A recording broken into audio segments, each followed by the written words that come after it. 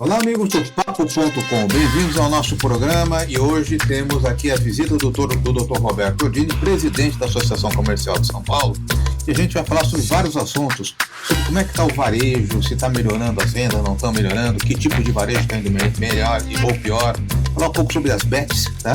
Sobre a revitalização do centro de São Paulo, que está ficando um chuchu, está realmente ficando muito bonito, vai ser um papo bem legal e eu convido vocês a acompanhar a gente. Bem-vindos ao Papo.com.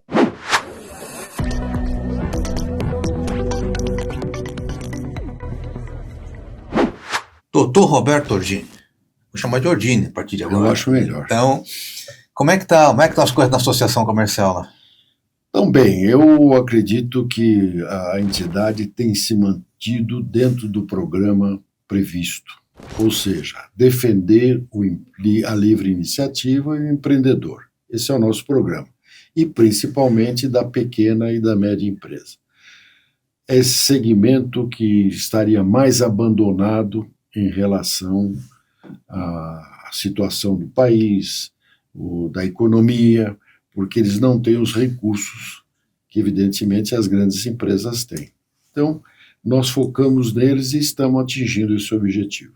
Você fala do pequeno e médio empresário, empreendedor. Empresário de maneira geral. Esse está abandonado aí, porque temos uma reforma que vem pela frente, tributária, que até vi artigos do senhor, preocupado com esse assunto, né? Porque mesmo quem está aí no lucro presumido, simples, me explica como é que é a sua visão desse cenário? Olha, a reforma tributária foi uma surpresa desagradável, porque todos ansiávamos por uma reforma. Eu, por exemplo, desde 89, com certeza, quando foi a primeira vez que lá na USP nos reunimos para que se estudasse uma possível reforma tributária. Na época ainda era o Fernando Henrique, o ministro da Fazenda. Isso. E ele havia, através de professores da faculdade, solicitado que se fizesse um estudo. E naquela época, a ideia da simplificação. Então é um sonho antigo e necessário. Quando veio esta reforma, num primeiro momento até se balançou um pouquinho, porque a ideia de se juntar os impostos num só. Os impostos chamados indiretos, ou seria o ICM, o IPI, o ISS. E as contribuições também numa só. Esse primeiro olhar Tava ok. Estava bom, porque era exatamente o que se imaginava e gostaria. Porém, quando se começou a analisar a questão mais próxima, se verificou que isto era o menor dos problemas. Nós íamos encontrar uma série de dificuldades. Primeiro, a implantação de um programa como esse, com idade de 50 anos para estar totalizado. Isso já é uma coisa extrema e estranha. As empresas já morreram até lá. 10 anos para o ajuste entre o sistema antigo e o sistema novo, que conseguiram reduzir, depois das discussões, para 7 anos, o que refresca muito pouco, né? Isso significa que o pequeno, por exemplo, teria que ter 2 contabilidades. O grande tem possibilidade de ter isso em casa. O pequeno teria um custo dobrado, já de início. Esse é um dos males o menor. E as figuras mais importantes para nós que adotamos as pequenas empresas como um nosso programa, era exatamente o simples. E foi altamente estudado, com uma única finalidade, a da inclusão social. Exatamente. Eram comerciantes, empresários do passado, que usavam o bolso esquerdo e o bolso direito para ter contas a pagar. Não tinham nenhuma preocupação e nem conheciam os detalhes fiscais, de nota fiscal, etc. Então era um comércio e quando eu digo comércio, é uma atividade empresarial fora do contexto. Ingressando no simples, ele teria uma simplificação, pelo próprio nome. Teve, né? E teve. Tá? E estaria incluída no sistema todo nacional. Isso é uma maravilha, porque você traz para dentro da legalidade aquilo que poderia ser pior para todos nós. Muito bem. Com a reforma, ela praticamente perdeu o seu potencial. E poucos setores permaneceram vivos. Por quê? Por uma razão simples. Você tem débito e crédito, que é o sistema tradicional dos impostos indiretos. Então, quando você faz a compra dessa xícara, você vem embutido uma carga tributária da indústria ou do atacado. E ela vem agora com um sistema novo, entre 26% e 28%. Eu já digo 28% porque não vou ter ilusão. Né? Então, 28%. Então, se ela custa 10, ela passa a custar 12,80. Uhum. Muito bem. Quando eu sou um comerciante ou um revendedor de nível alto, estou fora do Simples, eu pego este crédito de 28% 2,80 e abato da minha saída na próxima operação. Só os 2,80. Os 2,80. Eu me credito deles. Tá. E depois vou fazer o pagamento do imposto, empurrando os 28% ou para o consumidor ou para outra atividade. No caso do Simples, eu não posso me creditar desse valor, de 2.800, porque isso estaria fora do sistema. Muito bem, então o que acontece? Essa mercadoria que eu paguei 10, acrescida de 12,80, eu vou vender com a minha margem e mais os impostos que eu vou pagar, partindo de 12,80. Então, veja, você vai então, partir de 10... Não é vantagem para quem está comprando isso. Exatamente. Não, e nem para quem está vendendo. Eu não tenho preço para oferecer para o mercado. Entendi. Você começa com 10, eu começo com 12,80. Como é que eu vou vender? A que preço que eu vou vender? Eu preciso de lucro, preciso de resultado para poder sustentar a minha empresa. Com isso, eu não tenho condição de competir com você.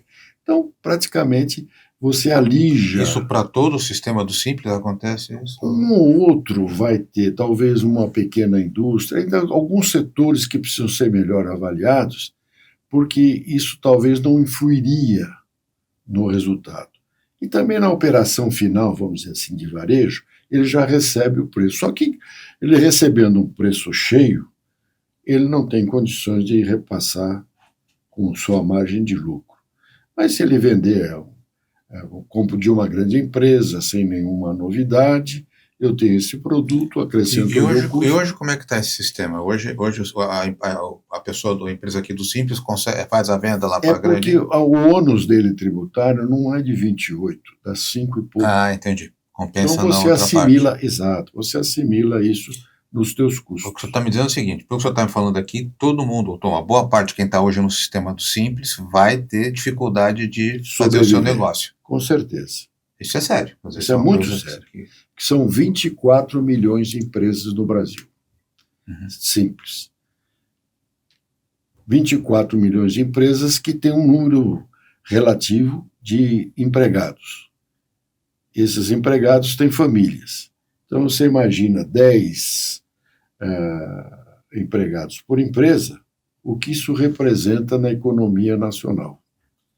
Ah, bom, mas tem uns que tem 5, tá certo, tem uns que tem 2, 3. Não, se tiver um, já são 24 milhões. Se for uma pessoa por uma empresa, já é um número importante. É um número importante. E vocês estão trabalhando em alguma coisa para tentar... Olha, nós, durante a reforma, tivemos várias vezes em Brasília, tivemos com outras entidades discutindo, apresentamos uma série de emendas. Uhum. Mas, para nossa decepção, nenhuma das emendas apresentadas foi aproveitada.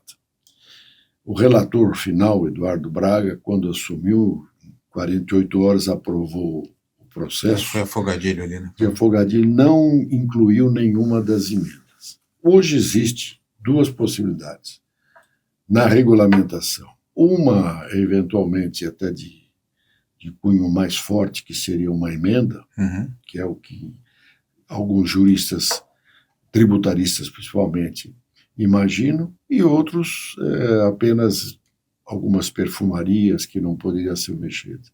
Então, a chance da sobrevivência, como se imaginou lá no início do Simples, vai ser mais difícil. Você não acha que fazer uma reforma tributária, que todo mundo diz que é importante, né? Num país que tem um nível de gastos absurdo, né? Hoje eu estava ouvindo outro dia uma palestra do Mansueto, ele fala, olha, o Estado custa 2,4 trilhões por ano, custo, né? É o custeio deles. Custeio, custo. Quer dizer, amanhã, 1º de janeiro, eu tenho que gerar 2,4 trilhões para pagar as contas, né? Desses 2,4 trilhões, 2,2 já estão compromissados, amarrados indexados já, quer dizer, você não pode mexer, que está amarrado lá na Constituição.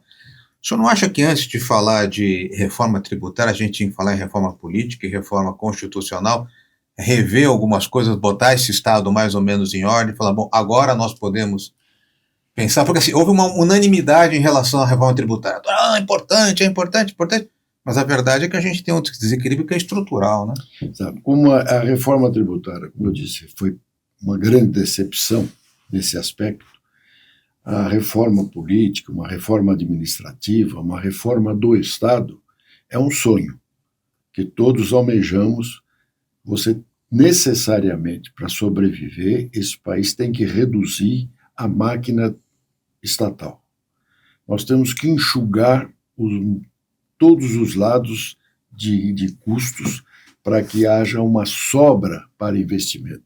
Porque quando você fala em 2 trilhões e 400 milhões, você não deve esquecer que essa sobra que tem de quase 200 bilhões, vamos ser otimistas, ela é o investimento que um país, uma nação tem que fazer.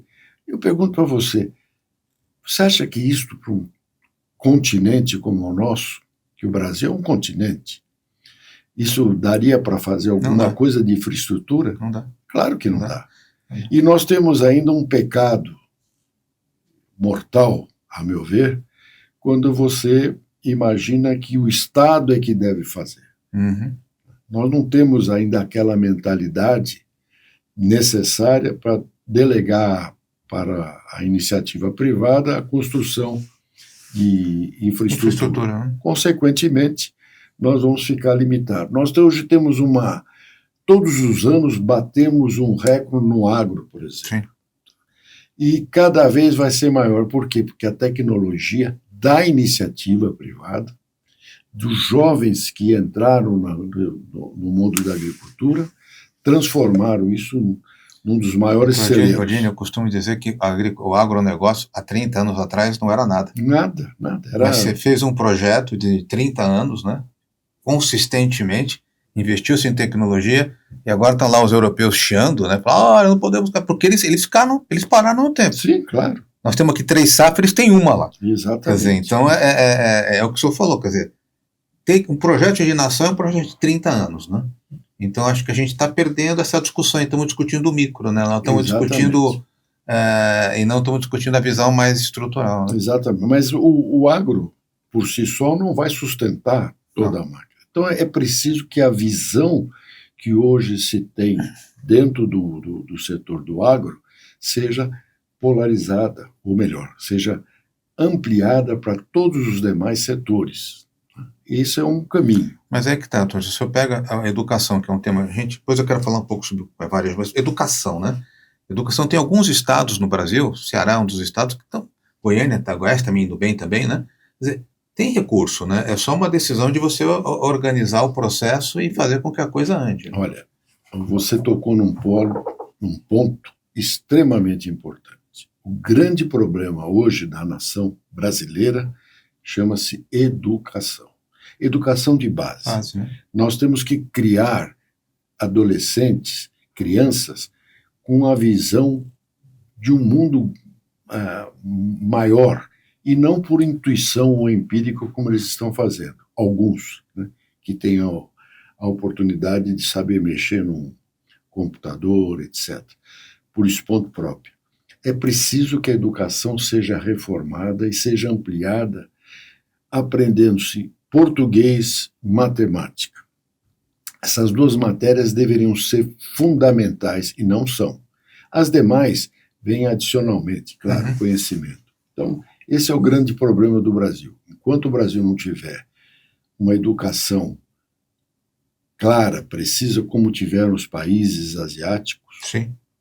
nós não A sairemos gente está do vivendo lugar. esse boom da Índia agora, né? A Pois Índia é. agora, a Coreia foi isso, a China foi isso, Sim, né? todos eles, Outros todos países eles. investiram. Eu me lembro de ter sido visitado há uns 20 e poucos anos pelo diretor da Faculdade de Direito de Tóquio. Uhum.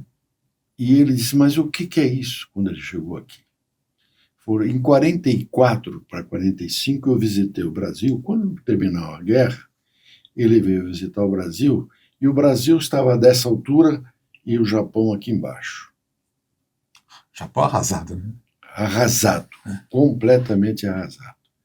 O Japão de 20 anos atrás, quando ele visitou, e o Brasil, houve um desnível exatamente proporcional ao tamanho que era quando eles saíram de uma guerra arrasados. Graças à educação, graças à disciplina, graças à organização, ele conseguiu chegar onde chegou. Não, mas os exemplos estão aí, né? Porque há 30 anos atrás, Brasil e China tinham o mesmo tamanho. Acho que o Brasil era até um pouco maior que a China, né? Então, em termos de economia, né? É, exato. Nós paramos nos 2 trilhões e hoje eles têm 19 trilhões de dólares de PIB, né?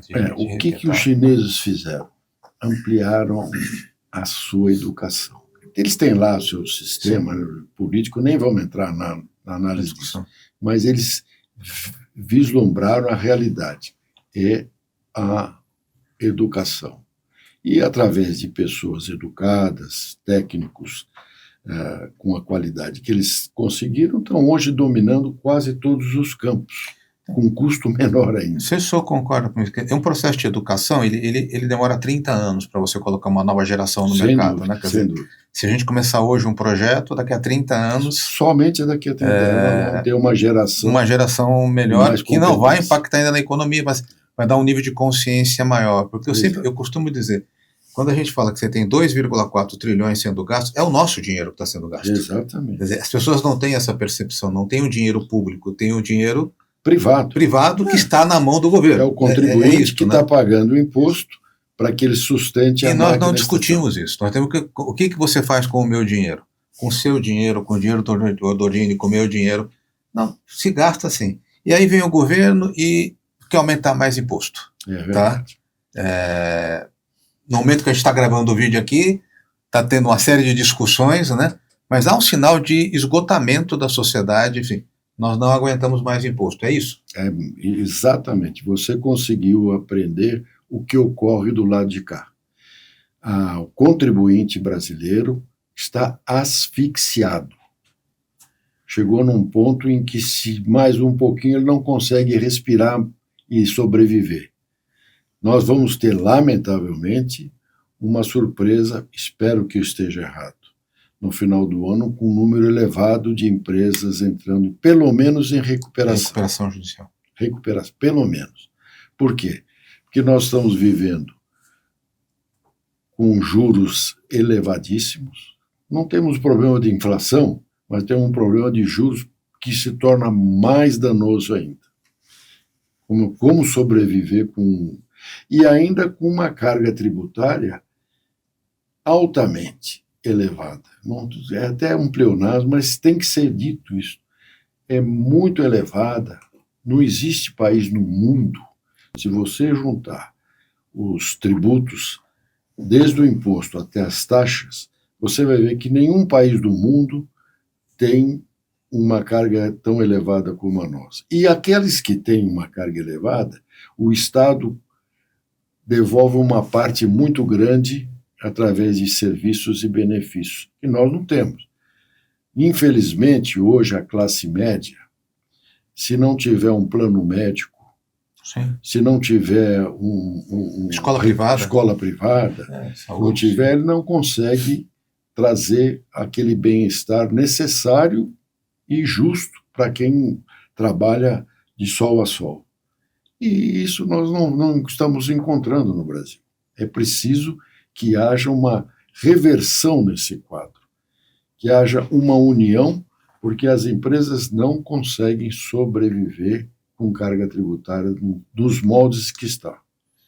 E a sua perspectiva é que vai haver uma rediscussão desse assunto, né, provavelmente. Chegou num ponto que isto não vai mais... Por exemplo, você já vê pessoas um pouco mais exaltadas nos setores, né?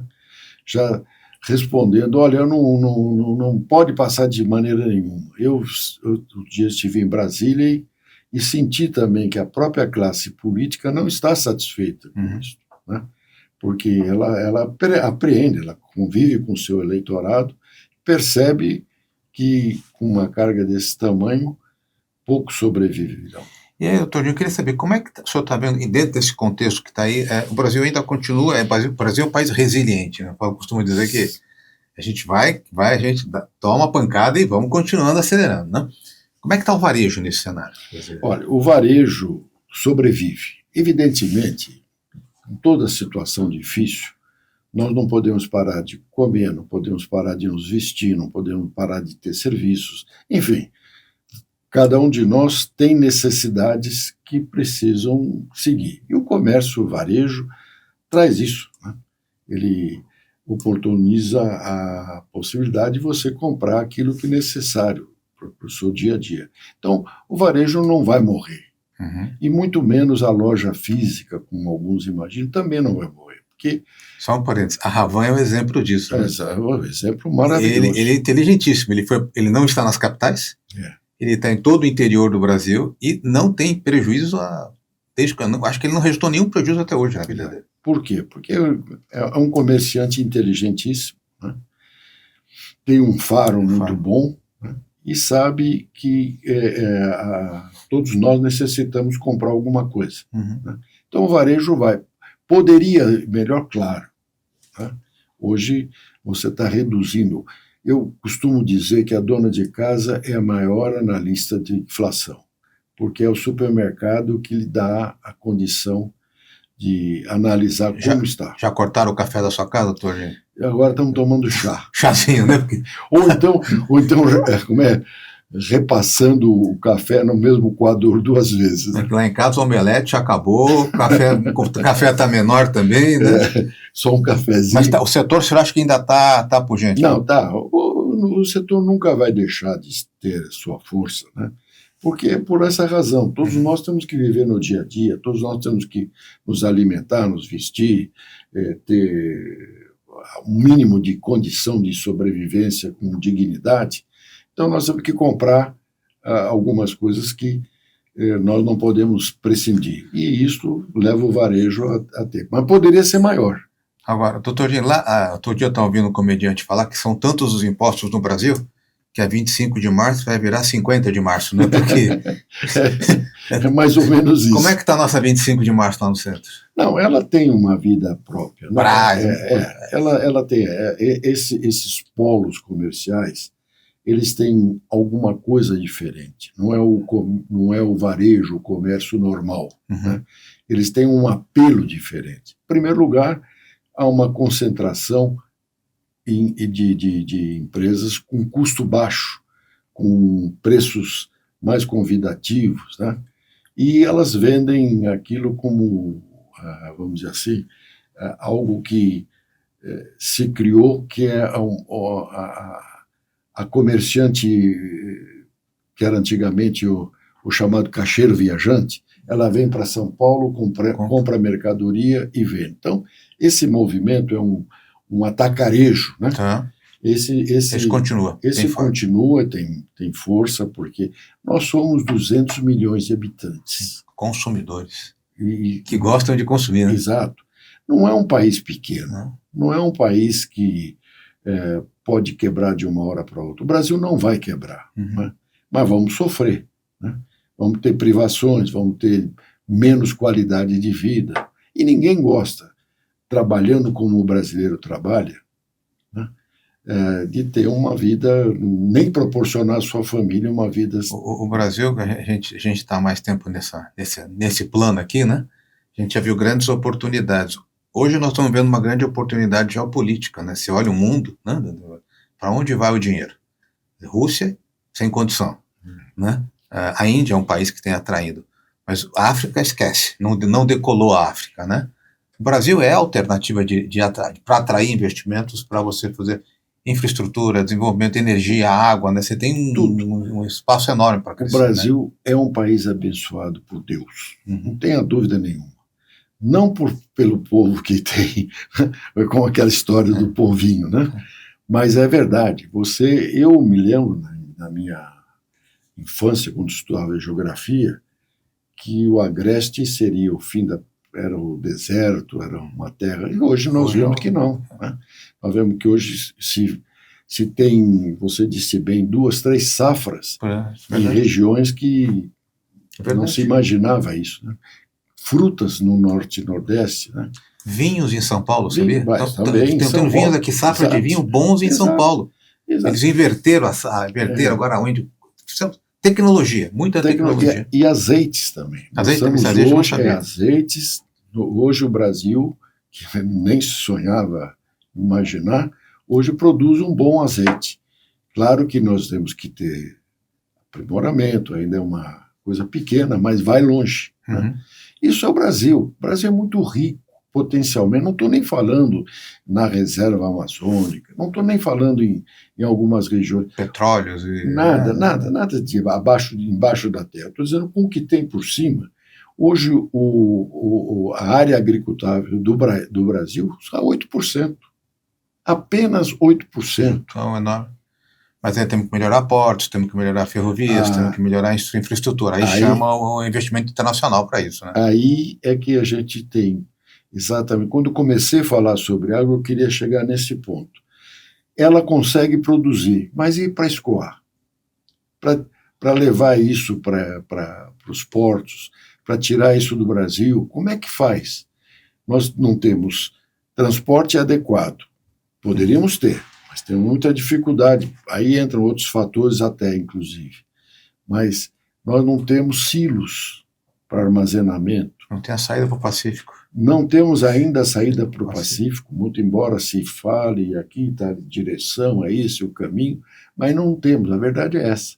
Uma ferrovia ligando um setor que já deviam ter isso há 20, 30 anos, ainda não sai do papel, não consegue, aí é problema ambiental. Nós temos muita confusão quando nós deveríamos ter uma vida mais prática. Eu acho que essa que é a discussão do país. Né? A discussão do país tem que ser maior, não é quem vai ser o presidente, mas o que vai ser do Brasil daqui a 30 anos. Exatamente. Quer dizer, quem tem um projeto que a sociedade tem que abraçar, né? Exatamente. Que é um projeto de crescimento. Né? Exatamente. E o resto vem como consequência. E aí, doutor Ordini, me preocupa uma coisa que a gente estava conversando outro dia, que é uma coisa que realmente está preocupando a sociedade, está contaminando a sociedade, está criando espaços econômicos, que você já sabe o que eu estou falando, né? Sobre um jogo de futebol, sobre várias placas, não é uma placa, várias placas das famigeradas bets. Eu, particularmente, sou contrário a esse nível de publicidade, né? E como é que o senhor está vendo esse cenário? Porque o volume de recursos que se gira é astronômico. Essa ilusão, essa fantasia que o brasileiro tem de varinha mágica, de vir da noite para o dia ficar milionário, né? Isso é um sonho. Então as pessoas não têm a noção exata do que fazer e se envolvem em aventuras como essa do Betis, por exemplo, achando que isso é investimento. Na verdade, isso é mais um jogo. E eles consideram investimento. Consideram uma pesquisa recentemente que considera a Bet um investimento.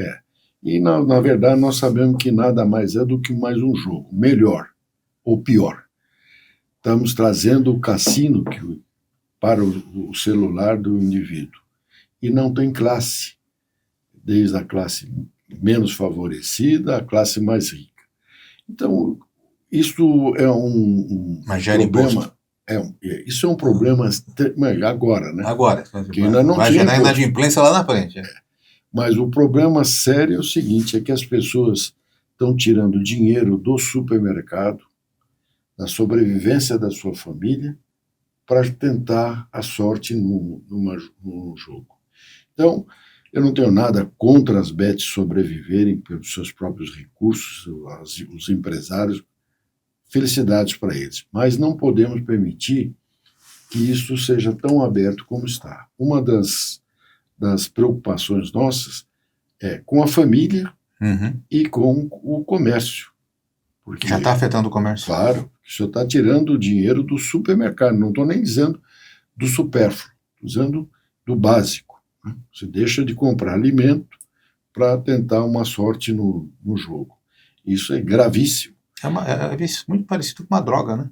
Mais ou menos. O cara rouba para comprar droga, né? Exatamente. Então, ou rouba a própria família, né? Exatamente. Prejudica a família para poder satisfazer as suas paixões. Mas o pior não é isso. O pior é também que isto afeta a família. Eu acho que aí é o mais grave. Você imagina uma família com um poder aquisitivo muito pequeno, que é contado, a dona de casa faz aquela economia para que possa não faltar nada para os filhos, e de repente o indivíduo gasta dinheiro com bets. Então, acho que uma das formas é a regulamentação. E não tem sexo, não tem idade, não tem nada. Ela está espalhada pela toda a sociedade. Né? Por todas, inclusive os menos favorecidos, que têm os recursos mais escassos, estão tirando uma parte deles para poder tentar uma virada. Mas aí eu acho que tem uma hipocrisia aqui, doutor Dino. Não sei se o senhor concorda comigo, né? Porque fala assim, jogue com responsabilidade. Aquela coisa assim, daquelas mensagens de remédio, né? Não. Eu acho que tem que ser tratado a questão do incentivo à bets do mesmo jeito que foi tratado o cigarro. Exatamente. Do mesmo jeito que foi tratado bebida. Você tem que falar, não pode publicizar em nenhum tipo de mídia. Com certeza. Tá? Existe, é legal. Se você quiser fumar, se você vai, compra o seu cigarro e fuma. Mas nós, como sociedade, não vamos incentivar isso. Exatamente. Mas não está ficando de um tamanho que eles estão espalhados em todas as atividades econômicas. Então, mas veja, isso está no início ainda. Imagine o que poderá acontecer daqui para frente se não houver uma regulamentação e se não houver uma seriedade por parte dos nossos governantes com relação a dificultar que esses gastos sejam tão... Porque é um telefone celular, é um aperto de um botãozinho, não é nem você ir até o banco, tirar dinheiro para jogar num caixa. Não, é coisa muito rápida. Não é loteria esportiva, que você tem que ir lá, preencher o cartão. Nada disso. Não é uma vez por semana. Exatamente. Né? Aí não, você está na sua casa, num momento de lazer que você devia estar com a família, etc. E há casos desse tipo, né? A pessoa se isola para jogar e assume um risco, e, consequente, uma dívida. Para que então é preciso que haja uma disciplina. Mas dado que está regulamentada a lei, você teria que ter um trabalho para talvez trabalhar na questão da publicidade, na divulgação. Esse é o principal. Não pode ser tão simplificado como está hoje. Isso tem que ter uma regulamentação séria e principalmente um cuidado por parte dos governantes. Isso hoje não está na pauta. Teve a CPI agora, mas não acabou não se chegando a uma... A gente sabe como isso acontece, né? No momento, quanto mais tempo se dá, mais oportunidades surgem por aí. Mas é preciso que alguém veja isso de forma mais séria para poder...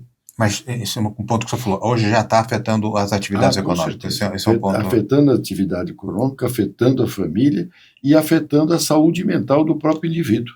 Eu já vi casos de empresas que estão recebendo muitos pedidos de empréstimo dos funcionários por conta de dívidas em bets. É verdade. Tá? Então, essa é uma coisa esses consignados, às vezes, que nós estamos vendo aí também, acaba prejudicando mais, porque é quase que eu não sei qual o termo. Tem que tomar muito cuidado no que se vai falar, mas é extremamente perigoso. Eu acho que nós temos. Eu queria agora abordar dois assuntos, que assim, um é o centro, né? O centro e a parte da lei Cidade Limpa, tá? Eu sei que o seu mandato ali, o senhor teve a bandeira e está fazendo um trabalho maravilhoso de recuperar o centro. Eu trabalhei no centro em 86, comecei minha vida lá na Bolsa, né? e o centro era pujante, né? O centro era lotado de gente, né? Aí houve um esvaziamento, né? E agora eu sinto que as coisas estão começando a voltar. Então, em que pé que está hoje o centro? E o que vocês têm feito no sentido de recuperar ou de melhorar a qualidade? Bom, eu acho que 2 aspectos foram muito importantes. Para que você tenha um centro vivo, você tem que ter 3 aspectos importantes: zeladoria, iluminação e segurança. A zeladoria do centro está muito boa. Nós temos uma prefeitura consciente. Quando você fala zeladoria, limpeza, zeladoria, manutenção. Tudo. Manutenção, ela hoje, no centro da cidade, ela é exemplar. Nós temos, se não me engano, são 4 ou 5 varreduras por dia e recolhimento de lixo. Alguma coisa mais séria. Além disso, há uma preocupação também em melhorar o piso, as calçadas. Ainda tem muito para se fazer, mas está se fazendo aos poucos. Esse é um programa da zeladoria. O outro de iluminação, evidentemente, que nós estamos melhorando. Hoje a qualidade da iluminação já não é mais aquela lâmpada de velas, né? E nem é mais a vela, uma iluminação mais forte e mais precisa. Então, nós temos esses 2 aspectos que também ajudam a investimentos para que as pessoas possam encontrar não só o comércio, mas também a diversão através da alimentação, né? Enfim, nós temos um caminho seguinte. E o terceiro é a segurança, que era extremamente frágil até algum tempo atrás. Com o Smart Sampa, mas as medidas adotadas da operação delegada, das polícias e a prefeitura levando isso com uma seriedade apoiada de perto, porque nós nunca tivemos isso. O governo do Estado e prefeitura pensando da mesma forma, com o mesmo objetivo. Então, esse conjunto de fatos tem trazido uma segurança para o centro extraordinária. O policiamento, como é que está lá? Ostensivo, muito forte, e tem tido casos assim interessantíssimos, que acontece alguma coisa aqui, mas na hora que o bandido chega na esquina, já tem um outro policial já pronto para segurar. Enfim, hoje o número de eventos no centro, culturais? Eventos, digo, negativos. Negativas, ocorrências negativas, é muito pequeno, né? Por outro lado, graças a tudo isso, vêm os eventos culturais. Nós estamos vendo aí essas viradas culturais, esse surgimento de casas que estão agregando jovens, que estão conhecendo o centro e estão permanecendo aqui. O turista que vem de fora de São Paulo, o senhor fala, é tranquilo visitar o centro hoje? Hoje é. Hoje é tranquilo. Pode ir, porque ele não vai ter... Porque assim, não vai no centro, que não, hoje isso não existe. Hoje eu me lembro de um fato que aconteceu uns 6, 7 anos atrás, ou menos até um pouco, 5 anos, vamos dizer, de uma turista que chegou em Cumbica e ela ia tomar o voo à noite apenas, ela chegou de manhã, então ela saiu lá de Cumbica, veio para o centro, como qualquer turista em qualquer cidade, principalmente nas capitais, vai para o centro, que é onde deve ter mais pujança. E ela veio na Praça da Sé e foi roubada, teve o passaporte, etc. Isso não ocorre mais. Os próprios turistas, guias turísticos de receptivo, que estavam evitando trazer pessoas para o centro, hoje já estão organizados, né? E eles estão trazendo grupos. E tem projetos de vocês voltarem a ter hotéis no centro, shoppings, sem dúvida, teatros? Sim. Como é que está isso? O shopping é shopping a céu aberto. O que é shopping a céu aberto, Eugênio? Por exemplo, shopping é shopping, tem que estar fechado, parede, ar-condicionado, né? Não, o nosso vai ser diferente. No centro velho, ou centro histórico, tinham 2 ruas que são as mais fortes e sempre foram as principais vias de comércio, que é a Rua Direita e a Rua São Bento. E elas têm 2 extremos. Por exemplo, na São Bento você tem o Largo São Bento de um lado e o Largo São Francisco de outro. Na direita você tem a Praça da Sé e a Praça Patriarca. Esse quadrilátero, né, hoje está se tornando um shopping a céu aberto, onde casas, lojas maiores estão vindo para o centro, onde você tem a praça de alimentação através de restaurantes em quase todos os quadrantes ali, com boa qualidade, né? E está tendo diversões, inclusive, né? Então você tem ali uma facilidade de vir para o centro com as melhores opções de mobilidade, que é o metrô, ônibus, né? Então você tem essa facilidade de vir para o centro e ali você encontrar um ambiente propício. E uma coisa, os prédios estão preparados hoje para receber, porque assim, os prédios são antigos, né? Você tem alguns prédios um pouco na década de 40, mas tem uns prédios, como é que está a infraestrutura dos prédios? E se tem ainda aquele benefício do ISS, ainda não? Tem. Aliás, hoje o número de prédios sendo retrofitados. Mantém a estrutura, mantém a parte externa. A parte externa, mas por dentro vem sendo reformados, né? Tem um incentivo da própria prefeitura e estão sendo transformados também em residências, porque isso é importante. O centro, para permanecer vivo, ele tem que ter vida à noite. Sim. E a vida é de moradores, né? Você tem pessoas transitando. Ainda ontem falávamos com o Olivier, que o nosso padeiro mais famoso do Brasil. E tem um restaurante, e abriu agora a padaria, e mora ali, atrás do Caetano de Campos. E ele estava contando exatamente isso. Quer dizer, eu moro e me sinto hoje como se estivesse em Paris. Não tenho automóvel, não precisa, estou circulando ali pelo centro e tenho tudo aquilo que é necessário. Então, isto é para nós um exemplo do que é o centro. É um projeto, dessa vez é para valer, né? É para valer. E as construtoras também já perceberam isso, né? Existem muitos investidores que estão montando projetos muito interessantes, alguns até mais audaciosos, mas que são importantes para poder trazer essa estrutura. Hoje o centro está muito barato, não está? Não sei quanto é um metro quadrado no centro hoje. Olha, eu diria para você o seguinte, para não ser nem muito pessimista, nem muito otimista no preço, nós estamos com um preço de mercado. 5 a 6 mil reais, dependendo metro quadrado. Metro quadrado. 5 a 6 mil. Para você ter uma ideia, isso no Jardins... 50 mil. O que seja 30, né? Você veja a margem da desproporção. Com uma vantagem.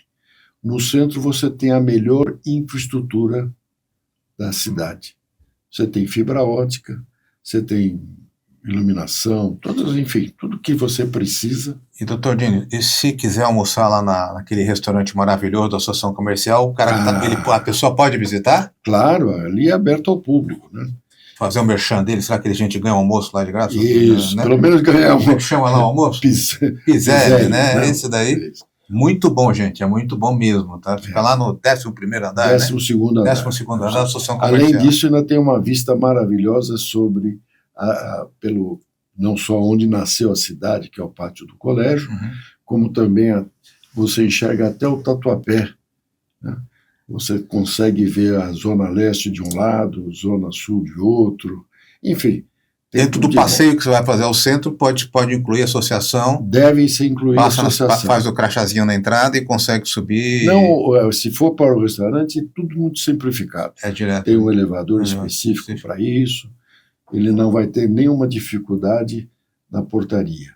E tem um alimento muito bom. Hoje, eu sou meio suspeito, porque a gente está sempre lá almoçando, mas a qualidade da comida bacalhau, é muito boa. Gente, pede o bacalhau que é campeão, viu? É verdade. Mas, gente, ok. Rodine, e aí, como é que estão fechando agora essa nossa conversa? Estamos arrancando aí para o segundo semestre, quais são os projetos? Bom, qual é o seu projeto pessoal? Eu sei que eu estou nada todo dia, 2.000 quilômetros, 2.000 metros por dia, né? 2.000 metros por dia, né? Já é o projeto aí para o segundo semestre 2026? Na verdade, nós vamos continuar. A Associação Comercial tem um trabalho programado desde o início da nossa gestão até o final, que vem sendo cumprido, né? Que é ampliar, informar, ajudar as empresas. Nós temos lá o balcão do empreendedor, né? onde onde o empresário pode fazer todas as suas atividades empresariais num só lugar, né? É um poupa-tempo empresarial. Abrir empresa, fechar a empresa, tirar informações, precisar de certificado de origem, certificado digital, inclusive registrar sua marca, né? Nós temos informações na área também jurídica, de orientação, ali. Esse é o programa principal para a entidade. Nós não temos só o centro, temos 15 distritais, então nós cercamos a cidade toda, oferecendo ao pequeno empreendedor todas as facilidades num só lugar. Vocês têm a faculdade também, né? E temos a faculdade de comércio. É a faculdade especializada no comércio, né? No comércio. Tem cursos online, alguma coisa? Cursos IAD, à distância. É uma das faculdades mais conceituadas, apesar de ser nova. Pela lista do Estadão, ela foi a 5ª colocada no Brasil. Não é pouca coisa. A nota do MEC tem sido sempre a mais elevada possível. Há uma preservação da qualidade, né? Nós temos lá um reitor e um diretor muito sérios, né? Um deles é o Roberto Macedo. Grande professor. Tive aula com ele na USP. Isso. E ele é muito rigoroso, ao ponto de chamá-lo de ranzinza, às vezes. Na minha época ele era bravo. Ele era bravo. Continua assim. Não deixa ninguém passar de ano por meio ponto. Isso, então a gente brinca com ele, mas a verdade é que a qualidade do curso é muito boa e é muito cuidadosa, é excelente, com os professores de primeira linha, né? Matéria muito bem programada e principalmente trazendo a modernidade do comércio, porque embora o comércio seja a atividade mais antiga da humanidade, né, desde os tempos bíblicos, ele tem uma evolução natural, né? Comportamento do consumidor, técnica, tecnologia, enfim, tal. Tudo isso. E a única faculdade que trata esse tema. Ele é um curso de administração voltado para varejo, é isso? Ele é um curso de gestão comercial. Gestão comercial. E, evidentemente, que entra administração financeira, administração... Quem quiser acompanhar, saber mais, a gente vai deixar na descrição do vídeo o endereço da FAC, né? Porque tem cursos online, tem cursos eletivos também. Também, né? Nós temos presencial e à distância, né? E temos polos em todo o Brasil, não é só São Paulo. Ela se espalhou através da rede das associações comerciais e atingiu o interior do estado de São Paulo e alguns polos já do próprio Brasil, em várias capitais. Encerrando, doutor Dini, vou ao centro, o que eu tenho que visitar? Associação comercial? Com certeza. Martinelli, quais são as? Primeiro lugar tem que ver onde a cidade nasceu. É o pátio do colégio. Pátio do colégio. Que conserva ainda aquela escola. O pátio do colégio é o primeiro. É o primeiro ponto. Depois você tem lá vários museus, inclusive o da B3, que você trabalhou, está muito bonito. Você tem o Farol Santander. Né? Você tem pode subir, né? Pode, claro. Pode subir. Lá você tem 2 restaurantes, né? Você tem atividade. Você tem, hoje, inclusive, nós vamos ter um nosso museu, mas essa é uma história que fica para o ano que vem. Tá bom. E você tem várias exposições de pintura, de artes, né? Em vários prédios ali. A São Francisco, ali a Faculdade de Direito. A maior biblioteca que nós temos do lado do Centro Velho, temos a biblioteca do Centro Novo também, né? Tradicional. Você tem, enfim, livrarias, né? Que estão... 25 de março, uma comprinha. Exatamente, você lembrou bem, né? Você não pode deixar de passar. Eu não sei se ainda tem aqueles restaurantes árabes, tinha uns restaurantes maravilhosos lá. Continuam lá. Levar minha mãe lá para comer. Geralmente no primeiro andar, né? E você tem um mercadão. Onde lindo, né? Onde você tem a oportunidade de comer o melhor sanduíche de mortadela e um pastel maravilhoso. Além de todas as... Mas isso é para nós. Eu tenho um sócio aqui na agência que isso não vai comer, ele só vai, só vai nos restaurantes chiques. É? Eu já tentei levar ela, não consegui. Mas ele tá Esse é para você, Gustavo, tá? Ele está perdendo, pode ter certeza. Gustavo, vale a pena. Então, doutor, é o seguinte, podemos programar um dia ali pelo centro que dá para passar o dia todo ali. Ainda tem uma casa de terror, para quem gosta do gênero, né? Que você sai do andar térreo, vai até o último andar com várias alternativas de suspense, e lá em cima tem um barzinho para tomar um alívio. A gente vai direto ao barzinho.